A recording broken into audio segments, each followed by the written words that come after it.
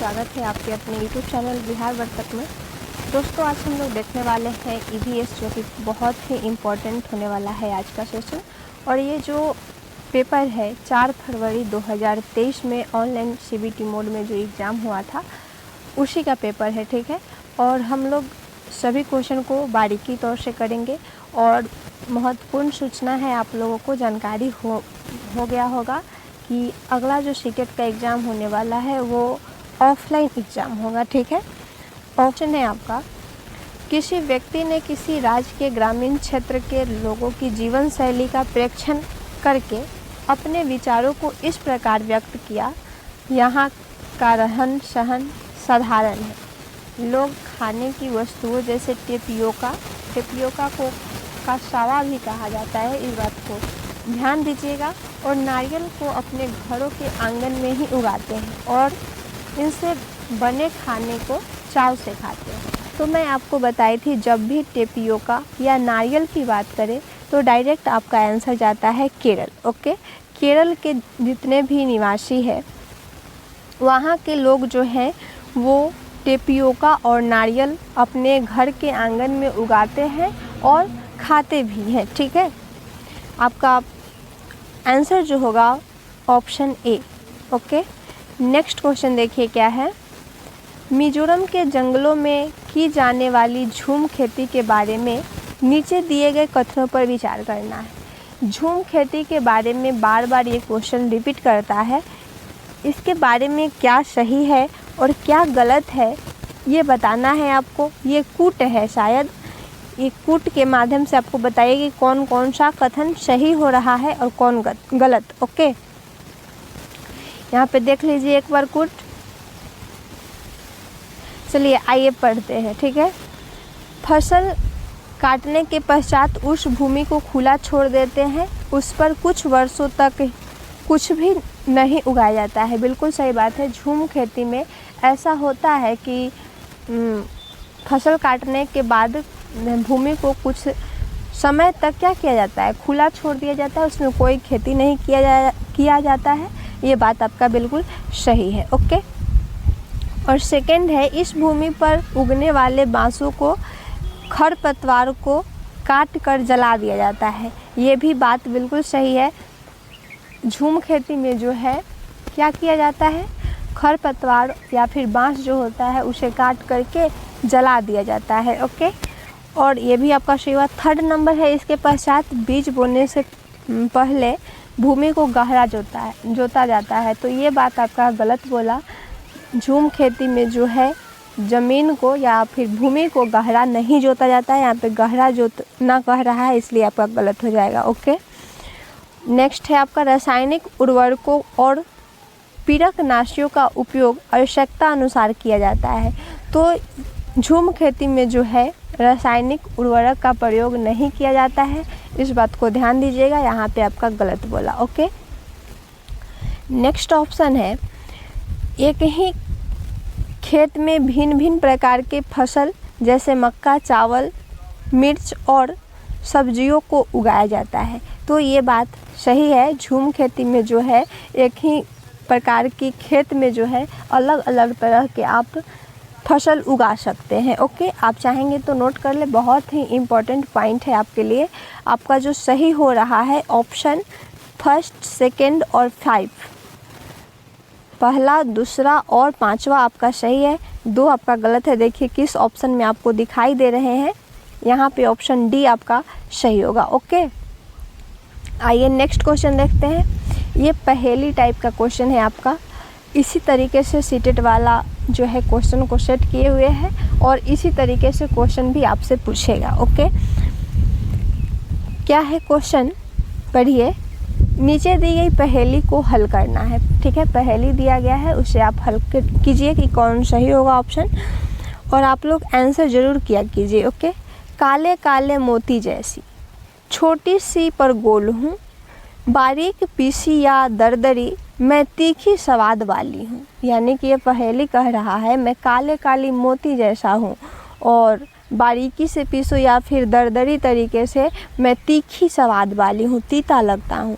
मीठे और नमकीन में दोनों में डाली जाती हूँ। मीठा चीज़ में भी डाला जाता है और नमकीन चीज़ में भी डाला जाता है, ठीक है।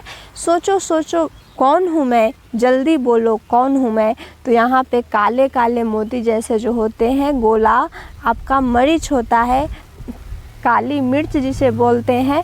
यहाँ पे आपका ऑप्शन ए जो है बिल्कुल सही हो जाएगा, इस बात को ध्यान दीजिएगा, ठीक है। आइए नेक्स्ट क्वेश्चन देखते हैं क्या है।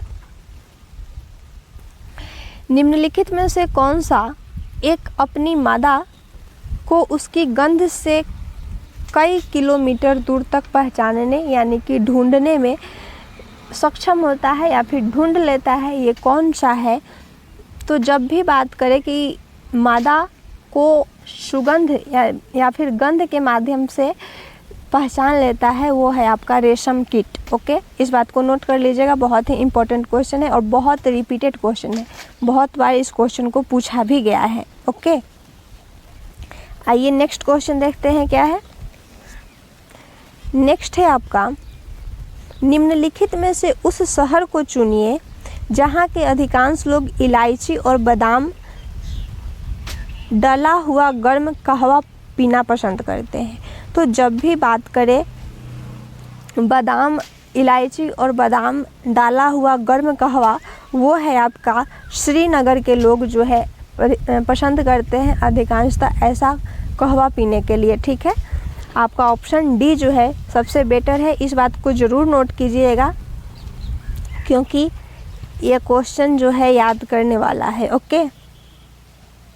नेक्स्ट क्वेश्चन देखिए क्या है।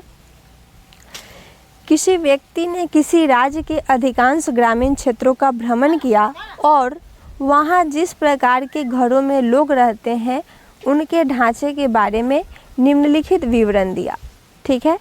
क्या विवरण दिया? भारी वर्षा होने के कारण यहाँ के घर जमीन से लगभग 3 से 3.5 मीटर यानी कि 10 से 12 फीट ऊंचाई वाले मजबूत बांसों के खंभों पर बने हैं, ठीक है। लोग घर में प्रवेश करने के लिए सीढ़ी का प्रयोग करते हैं और रात के समय सीढ़ी हटा देते हैं। ये घर अंदर से भी लकड़ी की बनी है और इनकी छतें जो है वो ढालू छतें हैं। ये राज्य कहाँ की है ये बताना है आपको, ठीक है। तो मैं आपको ये इस क्वेश्चन में जब भी आता है और ये क्वेश्चन बहुत बार पूछा गया है, आप डेली क्लास करते होंगे, मैं तो इधर वीडियो नहीं अपलोड कर पा रही हूँ कुछ प्रॉब्लम की वजह से, लेकिन थोड़ा दिन में कंटिन्यू होगा। अभी थोड़ा सा ऐसे ही चलेगा क्लास। तो मैं पिछले वीडियो में इसके बारे में चर्चा की थी कि जब भी 3 से 3.5 मीटर की बात करें यानी 10 से 12 फीट की बांस की बात करें, वो आपका आंसर जो होता है असम, ठीक है। असम के लोगों में जो है इस प्रकार की घरें पाई जाती है, ठीक है, असम में, इस बात को ध्यान दीजिएगा। और नेक्स्ट क्वेश्चन आया आपका सॉल्व करने वाला क्वेश्चन, और मैं इस टाइप का क्वेश्चन को बता दी हूँ और मैं आशा करती हूँ कि आप उसी तरीके से इस क्वेश्चन को सॉल्व कर लेंगे और आप आंसर बताइएगा कि कौन सा आंसर होगा, कमेंट में आप ज़रूर बताइएगा, ठीक है। मैं सभी का रिप्लाई दूंगी। मैं इस टाइप का क्वेश्चन बता चुकी हूँ, एक बार यहाँ पे फिर से बता दे रही हूँ। यहाँ पे 1 सेंटीमीटर बराबर 990 मीटर दिया है और 21.2 सेंटीमीटर का बीच की दूरी निकालना है। तो यहाँ पे जो है क्या करना है, इसमें दोनों में गुना कर देना है आपको और 1000 से भाग दे देना है, ठीक है। जितना आपका हो जाएगा आंसर उतना ही आपका यहाँ पे जो है आंसर मैं बता दे रही हूँ। ऑप्शन बी जो है आपका आंसर होगा कितना, 21 किलोमीटर आपका आएगा, ओके। आप लोग ज़रूर बताइएगा कि आया कि नहीं। नेक्स्ट क्वेश्चन देखते हैं क्या है।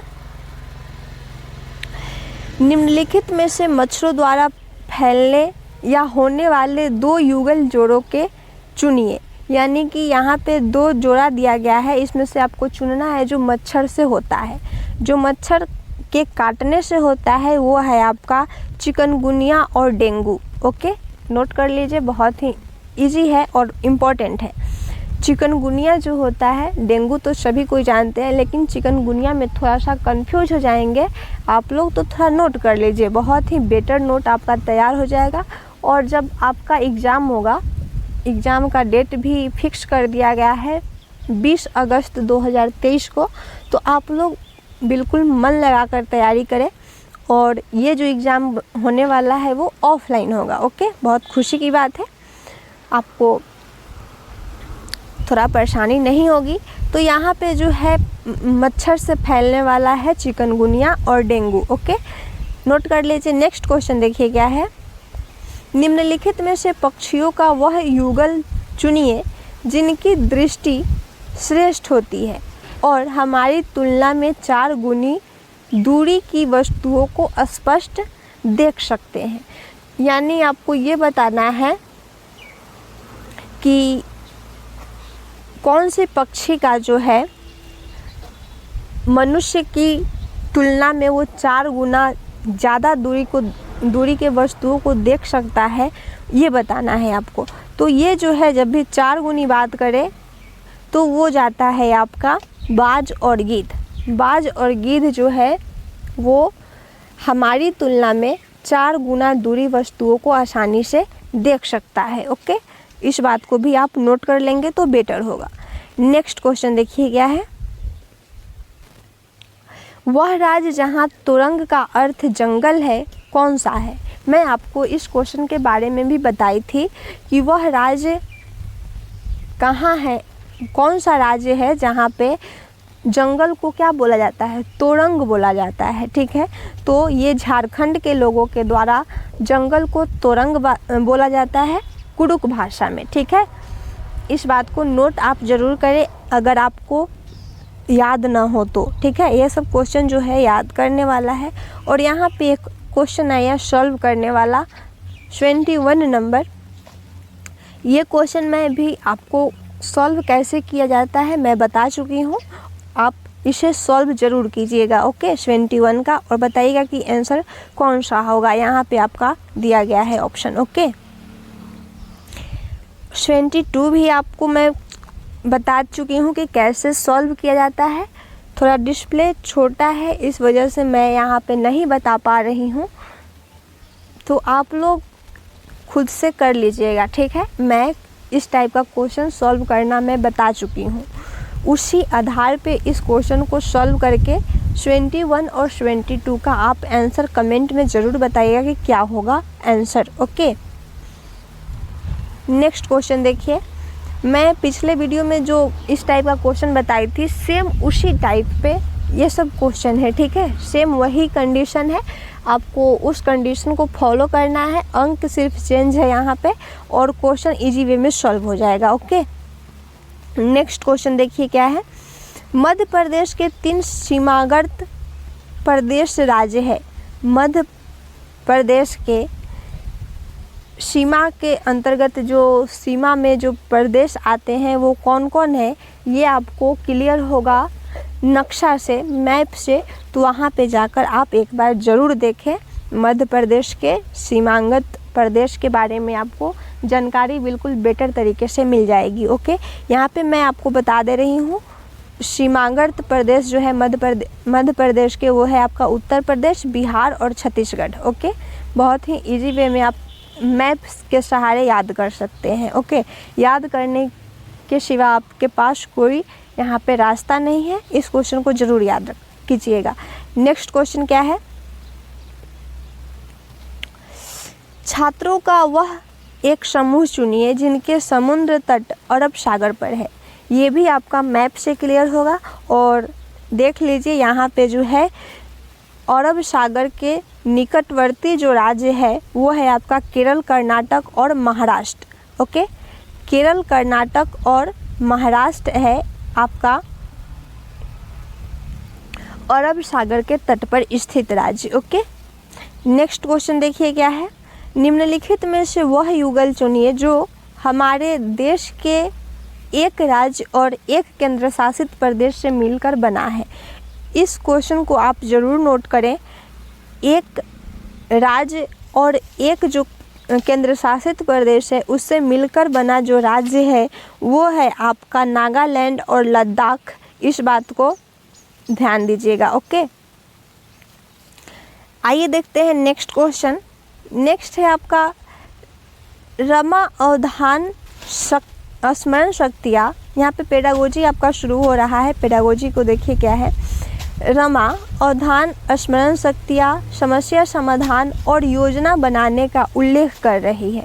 वह संकेंद्रित थी, यानी कि रमा जो है स्मरण शक्ति और समस्या समाधान की एक योजना बना रही है, उसके बारे में उल्लेख कर रही है। तो यह जो है किस पे आधारित है, वह जो है क्या चीज़ पे, संज्ञान पे आधारित है। तभी क्या कर रही है रमा, एक अवधान स्मरण शक्ति और समस्या समाधान की योजना बना रही है। ओके, नेक्स्ट क्वेश्चन देखिए क्या है। ईवीएस के शिक्षक ने बच्चों को वृक्षों की गिरी हुई पत्तियों को आकार, आमाप, बनावट इत्यादि के आधार पर मनुष्यों को व्यवस्थित करने के निर्देश दिए। शिक्षा का उद्देश्य क्या है?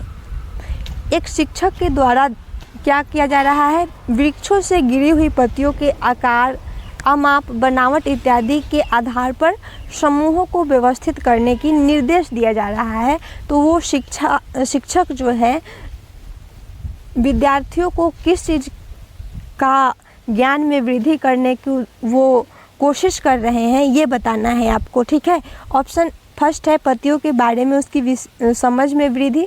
तो यहाँ पे ये थोड़ा सही नहीं जा रहा है। और भी ऑप्शन को पढ़िए क्या कह रहा है, अवलोकन और वर्गीकरण कौशलों में वृद्धि। तो यहाँ पे बहुत ही बेटर बात किया। जब बच्चा वृक्ष के गिरी हुई पत्तियों को देखेगा, उसका वर्गीकरण करेगा, तो बहुत ही बेटर तरीके से वो सीख पाएगा। ठीक है, तो यहाँ पे शिक्षक का जो उद्देश्य है यही कि वो अवलोकन और वर्गीकरण कौशल में वृद्धि कर पाए बच्चों के दिमाग में। ठीक है, आपका ऑप्शन बी जो है सबसे बेटर है। नेक्स्ट क्वेश्चन देखिए क्या है। विद्यार्थियों में पर्यावरण दृष्टिकोण और पर्यावरण ज्ञान की जागरूकता लाने के लिए एक पर्यावरण अध्ययन का शिक्षक क्या कर सकता है, ये बताना है आपको कि एक पर्यावरण का शिक्षक है वो पर्यावरण दृष्टिकोण और पर्यावरण ज्ञान की जागरूकता लाने के लिए वो क्या कर सकते हैं, ये बताना है आपको। यहाँ पे कूट के माध्यम से बताना है कि कौन कौन सा सही है, कौन कौन विधि का प्रयोग कर सकते हैं एक शिक्षक। ओके, फर्स्ट है शिक्षक उनसे घरेलू वस्तुओं को बनाने में प्रयोग होने वाले जैविक और भौतिक संसाधनों को सीमित उपलब्धता को बताएगा। ये बात आपका बिल्कुल सही है। यहाँ पे सीमित वर्ड है, फिर भी यह सही है क्योंकि अच्छा बात के लिए ये सीमित कर रहा है। यानी शिक्षक घरेलू वस्तु को बनाने में प्रयोग होने वाले जैविक और भौतिक संसाधनों को सीमित उपलब्धता को बता रहा है। तो ये अच्छी बात है। ठीक है, ये आपका सही हो रहा है। सेकेंड है शिक्षक अपने आसपास उपस्थित वनस्पति और पशुओं पर मानव व्यवहार के प्रभाव को बताएगा। ये बात भी सही है। ऐसा बताने से जो है बच्चा में एक जिज्ञासा उत्पन्न होगी और बेटर तरीके से वो सीख पाएगा। यहाँ पे जो थर्ड नंबर में कि शिक्षक राष्ट्रीय और अंतर्राष्ट्रीय डॉक्यूमेंट्री फिल्में दिखाएगा, तो ये बात भी बिल्कुल सही है। बच्चा फिल्म के माध्यम से भी बहुत कुछ सीखता है, फिल्म दिखाने से भी बच्चा सीखेगा। ठीक है, आपका थर्ड जो है वो सही होगा। और फोर्थ जो है शिक्षक औद्योगिकरण के लिए वन उन्मूलन का महत्व को समझाएगा। तो यहाँ पे वन उन्मूलन को महत्व को समझाने से कोई तात्पर्य नहीं है कि वो पर्यावरण दृष्टिकोण और पर्यावरण ज्ञान की जागरूकता प्राप्त कर सके। ठीक है, आपका 4 जो है वो गलत है। 1, 2, 3 आपका सही है। देखिए किस ऑप्शन में आपको दिखाई दे रहे हैं, ऑप्शन बी 1, 2, 3 आपका सही है। ओके, नेक्स्ट क्वेश्चन देखिए क्या है। ये भी आपका कूट है, इसको कीजिए अच्छे से, कौन कौन सही हो रहा है और कौन कौन गलत। ओके, क्रियाकलाप आधारित अधिगम के अभ्यास में निहित निम्नलिखित चरणों को सही क्रम में व्यवस्थित कीजिए। यहाँ पे सही क्रम में व्यवस्थित करना है। यहाँ पे सब सही है, आपको बस क्या करना है, जो क्रम है क्रम में बैठाना है कि कौन सा पहले होगा, फिर कौन सा होगा ये बताना है आपको। ओके, यहाँ पे कह रहा है क्रियाकलाप का संपादन, फिर है पुनरावृत्ति करना, फिर है योजना बनाना और फिर है प्रक्रम पर विचार या चिंतन करना। तो यहाँ पे जो है सबसे पहले क्या होना चाहिए, एक योजना बनाना चाहिए, फिर योजना पर क्रियाकलाप का संपादन करना चाहिए, फिर जो है प्रक्रम पर विचार या चिंतन कर लेना चाहिए और लास्ट में जो है पुनरावृत्त करना चाहिए। ठीक है, इस प्रकार का सही क्रम होगा। तो सबसे पहले क्या होगा, सबसे पहले जो होगा आपका ऑप्शन 3 होगा, फिर 1 होगा, फिर 4 और फिर 2। ठीक है, सबसे पहले आप योजना बनाएंगे, फिर उस पर क्रिया करेंगे और फिर उसका क्या करेंगे, चिंतन करेंगे या फिर उस योजना पे विचार करेंगे तो बेटर होगा। और फिर उसे एक बार क्या कर लेना है, पुनरावृत्ति कर लेना है। ओके, आपका फर्स्ट ऑप्शन सही होगा। ओके, क्रम में बैठाना था, इजी वे में आप बैठा सकते हैं। नेक्स्ट क्वेश्चन देखिए क्या है, निम्नलिखित में से कौन सी स्थिति पर्यावरण अध्ययन की एकीकृत प्रकृति को दर्शाता है। तो इस बात को आप ज़रूर नोट करें, जब भी पर्यावरण की एकीकृत की बात करें तो आपका ज़रूर शामिल होगा विज्ञान, सामाजिक विज्ञान और पर्यावरण शिक्षण। यहाँ पे 3 वर्ड बहुत ही इम्पोर्टेंट है एकीकृत वर्ड के लिए। एकीकृत लिखकर आप ज़रूर नोट करें, विज्ञान, सामाजिक विज्ञान और पर्यावरण शिक्षा। ये बहुत ही क्वेश्चन को बहुत बार पूछा गया है और मैं बार बार आपको कहती हूँ कि इसे नोट कर ले ताकि जब भी ऐसा क्वेश्चन आए तो सॉल्व करने में दिक्कत ना हो। ओके, आपका फर्स्ट ऑप्शन जो है सही होगा। नेक्स्ट क्वेश्चन देखिए क्या है, निम्नलिखित में से पर्यावरण अध्ययन पुस्तक में पहेलियों को सम्मिलित करने का उद्देश्य को पहचानिए। यानी कि पर्यावरण अध्ययन में जो है पुस्तक में क्या किया गया है, पहेली को सम्मिलित किया गया है, तो इसका क्या उद्देश्य है ये बताना है आपको। तो यहाँ पे है विद्यार्थियों के मन को भ्रमित करना, तो यहाँ पे गलत बोला, विद्यार्थी को मन को भ्रमित नहीं करना है, ये आपका गलत बोल रहा है। और ऑप्शन बी है विद्यार्थियों को खेल खिलाना, तो यहाँ पे खेल खिलाने से कोई तात्पर्य नहीं है कि पर्यावरण के पुस्तक में पहेली शामिल करना। ओके, यहाँ पे खेल खिलाना ज़रूरी नहीं है। ओके, ऑप्शन सी है विद्यार्थियों के मन को भ्रमित करना, फिर यहाँ पे मन को भ्रमित करने की बात कर रहा है और स्वयं आनंदित होना, तो ये आपका बिल्कुल गलत है। विद्यार्थी जो है वो भ्रमित हो गए हैं और आप आनंद ले रहे हैं, ये एक शिक्षक का गुण नहीं होना चाहिए। ओके, ऑप्शन डी है विद्यार्थियों में तर्क क्षमता का विकसित करना, ये बात आपका बिल्कुल सही बोला। पर्यावरण अध्ययन में जो है पहेली का चर्चा इसलिए किया गया है, पहेली इसलिए सम्मिलित किया गया है ताकि विद्यार्थी जो है, विद्यार्थियों में क्या हो, तर्क करने की क्षमता में विकसित हो। ओके, आपका ऑप्शन डी जो है सबसे बेटर है। नेक्स्ट क्वेश्चन देखिए क्या है, रीमा ने अपने विद्यार्थियों को देश के विभिन्न भागों में मनाए गए विभिन्न त्योहारों के उत्सवों पर जानकारी एकत्र करने का नियत कार्य दिया और उन्हें कक्षा में प्रदर्शित करने के लिए कहा। इस क्रियाकलाप का उद्देश्य क्या है ये आपको बताना है।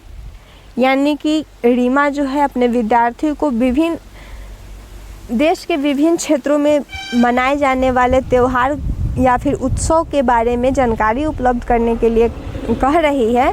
तो इससे क्या तात्पर्य है ये बताना है आपको। इस क्रियाकलाप का क्या उद्देश्य हो सकता है, यहाँ पे ऑप्शन पढ़िए और आंसर कीजिए। देश के सर्वाधिक लोकप्रिय त्योहारों के विषय में जाना जाए, तो यहाँ पे मेन उद्देश्य यहाँ पे ये नहीं होगा कि लोकप्रिय त्योहारों के बारे में जाना जाए, मेन उद्देश्य यहाँ पे ये नहीं हो रहा है। नेक्स्ट ऑप्शन पढ़िए क्या है, हमारे देश में संस्कृति की विविधता के विषय में विद्यार्थियों को संवेदनशील बनाया जाए। ये बात आपका बिल्कुल सही है। जब भी आप विद्यार्थी को विभिन्न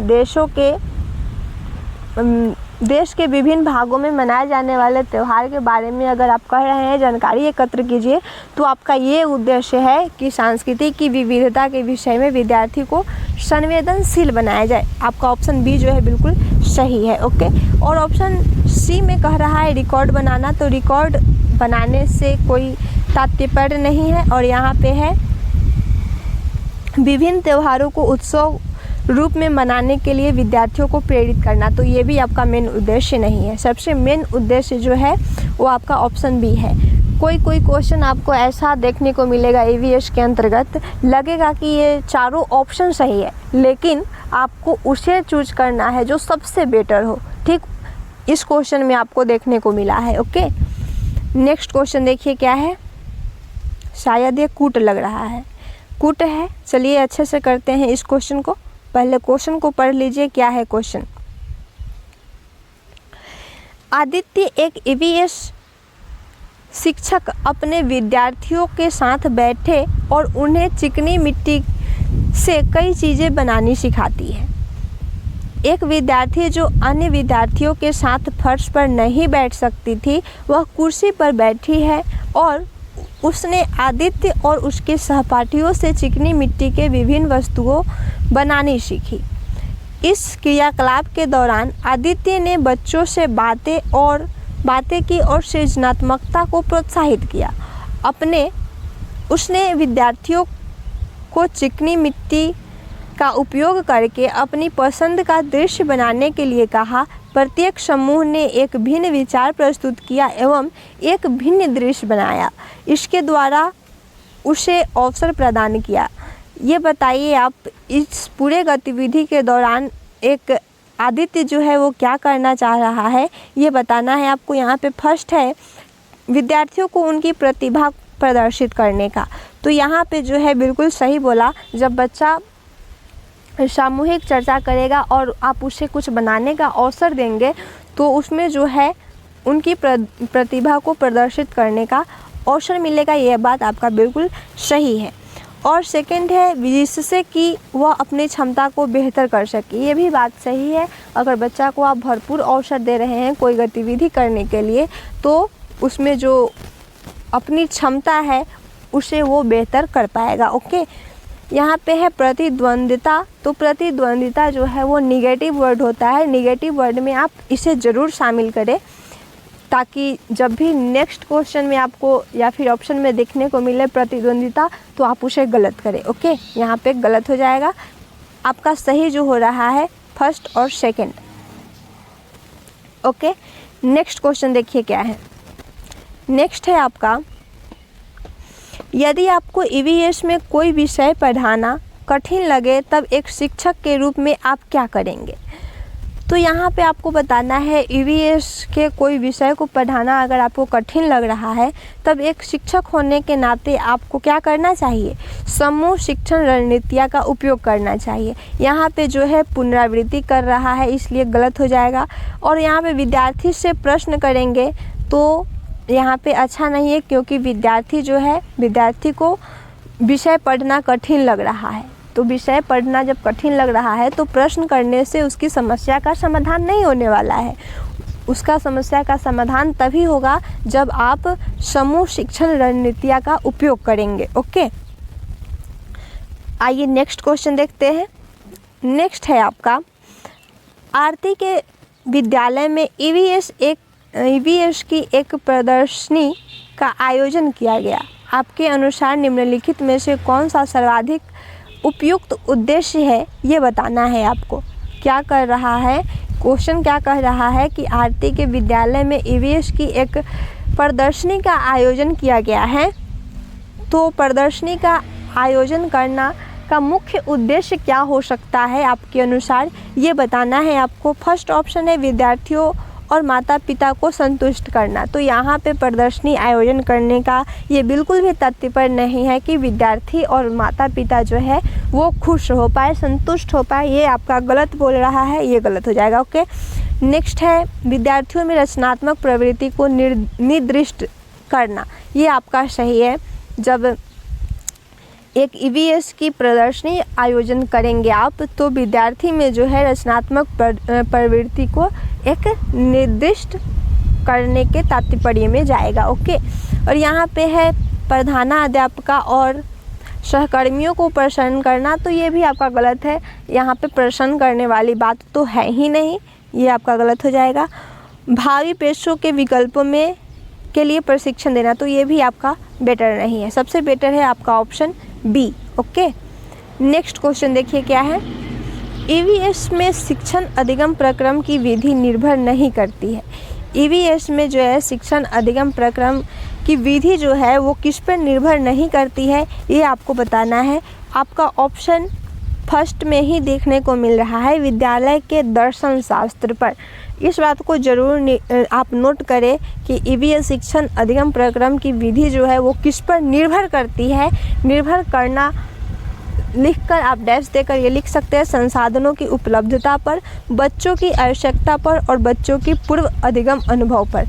ये आपका सब सही जाएगा, लेकिन आपका यहाँ पे निगेटिव पूछा तो आपका दर्शन शास्त्र पर जो है बिल्कुल भी निर्भर नहीं करती है।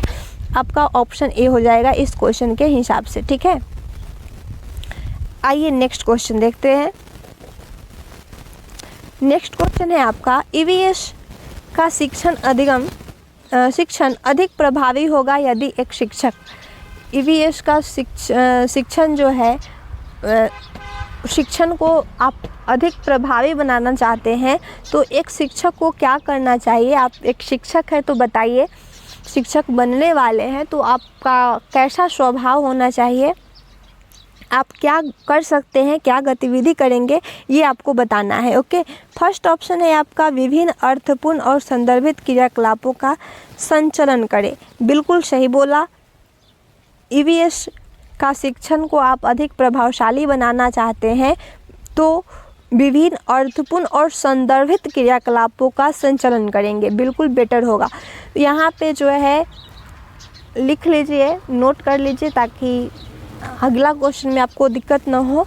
यहाँ पे अर्थपूर्ण और संदर्भित जब भी बात करें, ये दो वर्ड जो है बहुत ही बेटर है ईवीएस के लिए, अर्थपूर्ण और संदर्भित, ठीक है, नोट कर लीजिए, बेटर होगा। फर्स्ट ऑप्शन आपका सही है। नेक्स्ट क्वेश्चन देखिए क्या है, ईवीएस के शिक्षण को प्रक्रिया कौशलों को प्रोत्साहित करना चाहिए जो जांच आधारित हाथ से करने वाले अधिगम की घटनाएं हैं। निम्नलिखित में से कौन सा कौशल नहीं है। निगेटिव पूछा यहाँ पे, तो यहाँ पे कह रहा है आपका क्वेश्चन में कि ईवीएस के शिक्षण को प्रक्रिया कौशलों को प्रोत्साहित करना चाहिए जो जांच आधारित हाथ से करने वाले अधिगम की घटनाएं हैं। तो कौन सा कौशल यहाँ पे नहीं होगा ये बताना है आपको। यहाँ पे है नियत करना, तो यहाँ पे नियत करना जो है नहीं होगा इस क्वेश्चन के हिसाब से, ये सही होगा क्योंकि निगेटिव पूछ रहा है। प्रेक्षण करना होगा, पूर्वानुमान लगाना होगा और निष्कर्ष लगाना होगा इस गतिविधि के द्वारा, लेकिन जो है नियत करना ये आपका नहीं होगा। तो निगेटिव पूछा, आपका ऑप्शन ए जो है सही हो जाएगा। ओके, नेक्स्ट क्वेश्चन देखिए क्या है, राष्ट्रीय शिक्षा नीति 2020 के अनुसार पर्यावरण अध्ययन को एक विषय के तौर पर किस कक्षा समूह में स्थान दिया गया है, ये बताना है आपको। तो ईवीएस को जो है एक विषय के तौर पे तीसरी, चौथी और पाँचवीं कक्षा में स्थान दिया गया है और पहली और दूसरी कक्षा में ईवीएस को कैसे पढ़ाना है, गणित के माध्यम से पढ़ाना है, भाषा और गणित के माध्यम से। इस बात को ज़रूर नोट करें आप, लेकिन पूरा विषय को महत्व दिया गया है वो क्लास 3, 4 और 5 में। ओके, इस बात को आप ज़रूर नोट कीजिएगा। नेक्स्ट और लास्ट क्वेश्चन देखिए, आज का लास्ट क्वेश्चन है आपका, प्राकृतिक संसाधनों की सीमित उपलब्धि को आप एक पर्यावरण अध्ययन शिक्षक होने के नाते अपने विद्यार्थी को कैसे समझाएंगे, ये बताना है आपको। क्या करना है, प्राकृतिक संसाधनों को सीमित उपलब्धि को आप एक पर्यावरण अध्ययन शिक्षक होने के नाते अपने विद्यार्थियों को कैसे समझाएंगे, यही बात आपसे पूछ रहा है। यहाँ पे फर्स्ट ऑप्शन है प्राकृतिक संसाधनों की एक छोटी सी पाठ्य पुस्तक के माध्यम से। तो पाठ्य पुस्तक से अगर आप बच्चे को समझा रहे हैं तो ये बेटर नहीं होगा, बच्चा ज़्यादा नहीं सीख पाएगा, ठीक है। प्राकृतिक संसाधनों की एक अच्छा व्याख्यान देकर भी बच्चा नहीं सीख पाएगा बेटर तरीके से। विशेषज्ञ द्वारा भी नहीं सीखेगा, विशेषज्ञ के भाषण के द्वारा नहीं सीखेगा। ऑप्शन डी है कक्षा में बच्चों को कोयले का टुकड़ा दिखाकर उसकी भविष्य में उपलब्धता एवं उपयोग संबंधी चर्चा करके। ये बात आपका बिल्कुल सही बोला। जब आप बच्चा को किसी चीज़ के बारे में बता रहे हैं तो उसके बारे में आप उसको दिखा रहे हैं प्रत्यक्ष रूप से, और तब उसके भविष्य के बारे में, उपलब्धता के बारे में चर्चा कर रहे हैं और उसके उपयोग संबंधी विषय के बारे में आप चर्चा कर रहे हैं, तो ये बहुत ही बेटर होगा बच्चे के लिए, बहुत ही बेटर तरीके से वो सीख पाएगा। आपका ऑप्शन डी जो है आपका बिल्कुल सही हो रहा है। इसी के साथ आपका EVS का 30 प्रश्न ख़त्म हो चुका, और इसी तरीके से क्वेश्चन को हम लोग करेंगे। अभी रेगुलर क्लास नहीं हो पा रहा है, मैं कोशिश करूँगी कि आपका हो, लेकिन जब भी हमें टाइम मिलेगा तो मैं ज़रूर आपको क्लास कराऊंगी। इसी तरीके से हम लोग क्वेश्चन को अच्छे तरीके से देखेंगे, और जब भी अगला जो होगा क्लास वो आपका हिंदी पेडागोजी होगा, और आप लोग सेट ज़रूर मारें, और सेट के अंतर्गत जो भी आता है गद्यांश पद्यांश उसे आप पढ़कर खुद से सॉल्व करें। ओके, वहाँ से आपका क्लियर हो जाएगा। मिलते हैं नेक्स्ट वीडियो में नेक्स्ट टॉपिक के साथ, तब तक के लिए जय हिंद।